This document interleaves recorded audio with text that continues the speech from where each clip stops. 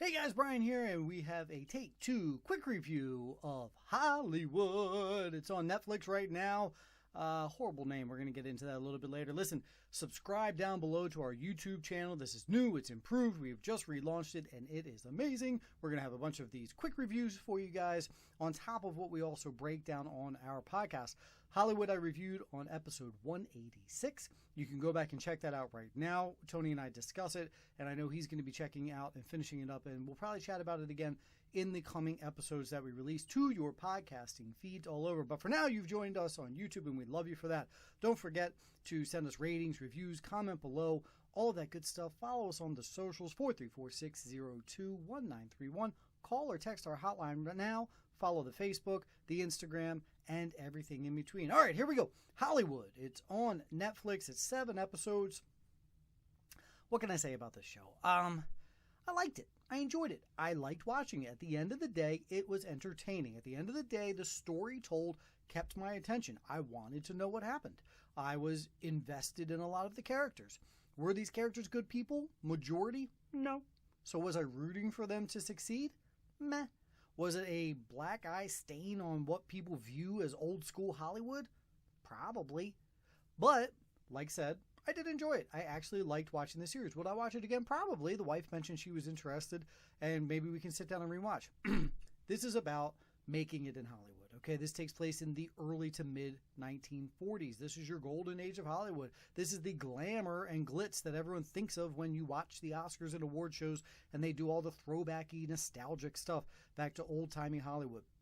Grab me a time machine now and I'd fly right there just to walk down, the old boulevards and look at the old studios and all that kind of stuff. And it gives you that. The set design is brilliant. The costuming is amazing in this. It does something that is tricky, and it takes real life characters and intermingles them with fake characters, not actual people. And it makes it as if these stories happened to these actual people that lived and breathed in the real world versus these fictional characters. And that's a hard thing to do. Infamously, Tarantino likes to kind of get away with this kind of thing, and he gets crapped on for it many a times, and some people love it. So it's tricky. Here they do it again. They've got characters a la Rock Hudson and a la based off of real people in Hollywood scene back then, and you go down a path of changing storyline to fit your narrative, and you say, well, here's what I'll do. I'll make a story all about this old school Hollywood, and I'll throw in some real life people so that gains interest, and then it makes people think, oh man, did that really happen to that guy? Did that girl really do that? And then you find out at the end of the day, no, that's not how any of this happened. So what it does is it takes you out of what you're watching. It can take you out of your element of entertainment, where you're spending half the time like, I knew Rock Hudson was gay. I knew nobody knew about it. But in this show, it tells me that everyone found out a certain way. When in real life, people didn't find out until 30, 40 years later when he became an activist for AIDS and HIV prevention and what have you. And none of that is mentioned in this. They just totally change it. So at what point are you flirting with this actually happened versus this didn't happen? And to me, that took me out of this. This is what brought it down a few steps. And I've been, since finishing, looking at other reviewers, and I think they agree that why would you go down that route? Just give me a fictional story. They could have based everything off of a lot of storylines, i.e., they're making a movie about a real-life woman who jumped off of the top of the Hollywood sign. It's an infamous story about this actress that couldn't make it, and she got so upset that she went and threw herself off, I believe, at age 23, Peg Ernst-Twistle, and killed herself. And then they made movies and plays and stuff about her.